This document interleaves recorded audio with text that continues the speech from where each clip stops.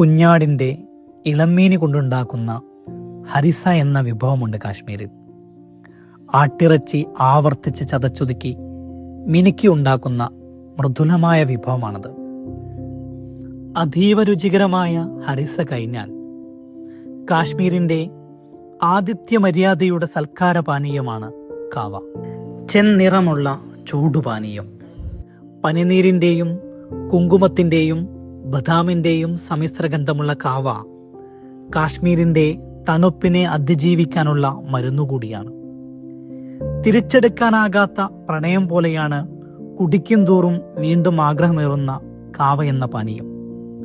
മനോഹരമായ കാശ്മീർ തായ്വര എന്ന തിരശീലക്കപ്പുറം പ്രണയവും വിരഹവും കണ്ണീരും ഹൃദയരക്തവുമെല്ലാം പകർന്നൊഴുകുന്ന രക്തം നനച്ചുണ്ടാക്കിയ പൂന്തോട്ടത്തെക്കുറിച്ച് അഷിത എഴുതിയ നോവലാണ് കാവ.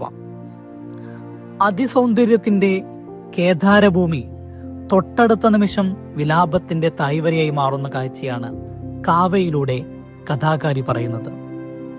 ബംഗളൂരുവിൽ നിന്ന് കാശ്മീരിൽ കാണാൻ പോയ ഗൗരി എന്ന പത്രപ്രവർത്തകയുടെയും കാശ്മീരിലെ കബീർ എന്ന പത്രപ്രവർത്തകന്റെയും ദുരന്ത പ്രണയം, അതിനിടയിൽ വന്നു പോകുന്ന മനുഷ്യരിലൂടെ അനാവരണം ചെയ്യപ്പെടുന്ന കാശ്മീർ ജീവിതം.